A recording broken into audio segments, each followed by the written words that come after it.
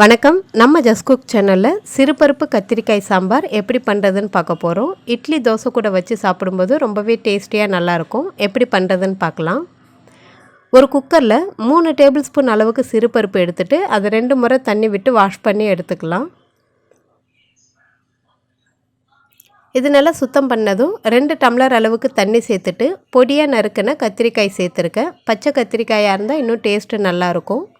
இது கூடவே ஒரு அரை டீஸ்பூன் அளவுக்கு மஞ்சள் தூள் சேர்த்துட்டு கரெக்டாக 3 விசில் வரைக்கும் வேக வச்சு எடுத்துடலாம். இப்போது 3 விசில் பொறுத்து பருப்பு கத்திரிக்காய் எல்லாமே நல்லா வெந்து வந்திருக்கு. இந்த மாதிரி கரண்டியால் கடைஞ்சி விட்டுடலாம். நம்ம இந்த மத்தெல்லாம் யூஸ் பண்ணணுன்ற அவசியம் இல்லை. ஜஸ்ட்டு கரண்டியாலே இந்த மாதிரி கடைஞ்சிட்டு தேவையான அளவு தண்ணீர் விட்டுட்டு தனியாக எடுத்து வச்சிடலாம். சாம்பார் எப்படி தாளிக்கிறதுன்னு பார்க்கலாம். இப்போது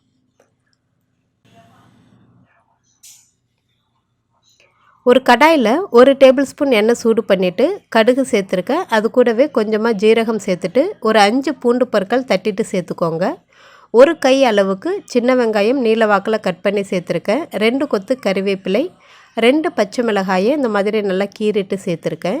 இது கூடவே கொஞ்சமாக பெருங்காயத்தூள் சேர்த்துட்டு வெங்காயம் லேசாக கலர் மாறி வர வரைக்கும் வதக்கிடலாம்.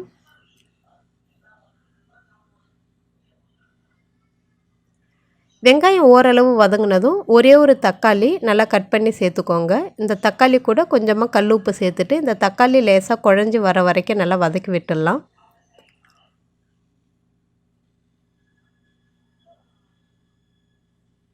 இப்போது தக்காளி நல்லா குழஞ்சதும் ஒரு 2 ஸ்பூன் அளவுக்கு நான் குழம்பு மிளகாய்த்தூள் சேர்க்குறேன். குழம்பு மிளகாய்த்தூள் இல்லாதவங்க சாம்பார் தூள் வச்சுருந்தீங்க அப்படின்னா ஒரு 2 ஸ்பூன் சேர்த்துக்கோங்க.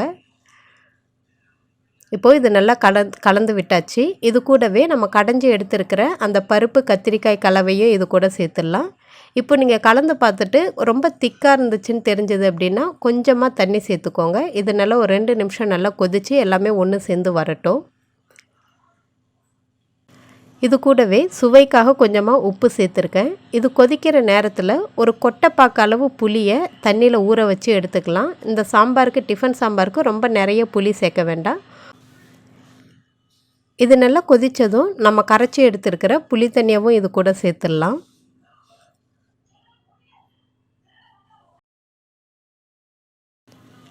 இந்த புளி தண்ணி சேர்த்துட்டு அதோடைய பச்சை வாசனை போகிறதுக்காக கரெக்டாக ஒரு 2-3 நிமிஷம் கொதிக்க வச்சிங்கனாலே போதும். அதோடைய பச்சை வாசனை எல்லாமே போயிட்டு சாம்பார் எல்லாமே நல்லா ஒன்று கலந்து நல்லா வாசனையாக தயாராகிடும். இது கூட பொடியாக நறுக்கி வச்சுருக்கிற கொத்தமல்லி இலையும் தூவிட்டு நம்ம இட்லி தோசை கூட வச்சு சாப்பிடும்போது ரொம்பவே டேஸ்டியாக நல்லாயிருக்கும். நீங்கள் தேவைப்பட்ட கடைசியாக ஒரு 2 டீஸ்பூன் அளவுக்கு நெய் கூட இது கூட சேர்த்துடலாம். இந்த மாதிரி இட்லியோ தோசையோ இந்த சாம்பார் வச்சு சாப்பிடும்போது ரொம்பவே அட்டகாசமாக நல்லாயிருக்கும். நீங்களும் ட்ரை பண்ணி பார்த்துட்டு எப்படி இருந்துச்சுன்னு சொல்லுங்கள். நன்றி, வணக்கம்.